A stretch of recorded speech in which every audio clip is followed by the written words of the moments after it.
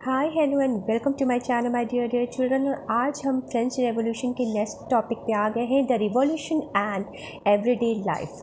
तो जब हम रिवॉल्यूशन की बात करते हैं, revolutionary government pass laws that would translate the ideals of liberty and equality into everyday practice.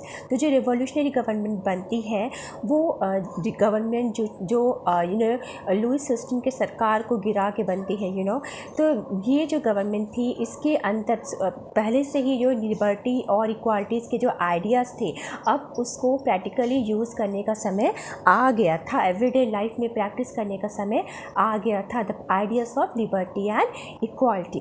तो इसी में एक बहुत बड़ा स्टेप इन्होंने लिया था, एबोलिशन ऑफ सेंसरशिप। सेंसरशिप क्या होता है सबसे पहले तो ये हम जानेंगे, ठीक है। तो ओल्ड रेजिम जो था उसमें क्या होता था, ओल्ड रेजिम में किंग के सेंसर्स चलते थे।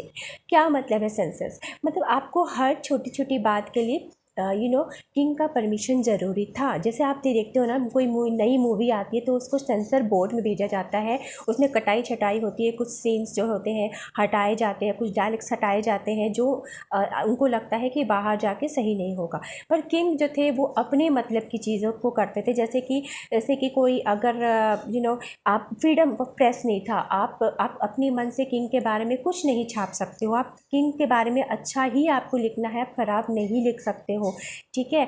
आपको फ्रीडम ऑफ स्पीच और एक्सप्रेशन नहीं था, ओके। ये सब चीज़ डिनाइड थी under the rule of king.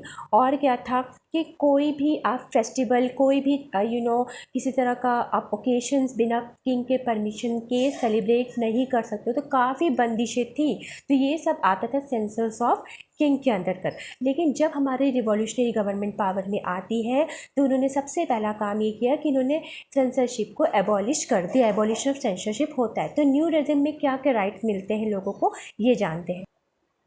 So under the new regime, people got the right, lots of freedom, lots of rights. सबसे पहले है declaration of the right of man and citizen. एक law लेके आई थी national assembly 1791 में, जिसका नाम था declaration of the right of man and citizen, जो कि हम लोगों ने डिटेल में पढ़ा भी है।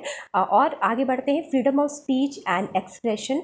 तो फ्रीडम ऑफ स्पीच एक्सप्रेशन जो डिनाइड थी उनको किंग के रूल में, वो नेशनल असेंबली उनको ये प्रोवाइड करती है। फ्रीडम ऑफ प्रिंट भी था, आप कुछ भी लिख के छाप सकते हो। तो फ्रीडम ऑफ प्रिंट एक बहुत बड़ा फ्रीडम होता है जो लोगों को दिया गया। फिर है place, songs and festive processions attracted large number of people. पहले किंग के रूल में, लुईस सिक्सटीन के रूल में, उससे पहले भी जो आपकी मोनार्ची थी उस समय किसी भी तरह का आप प्लेस, फेस्टिव प्रोसेशंस वगैरह नहीं आप कर सकते हो जब तक आपको किंग परमिशन नहीं देते हो। बहुत ही कम होता था कि किंग इन सब चीज़ों की परमिशन देते थे। Now they were given the right for place, songs and festive processions, जिसकी वजह से ज़्यादा से ज़्यादा लोग जो है इन चीज़ों से अट्रैक्ट होने लगे।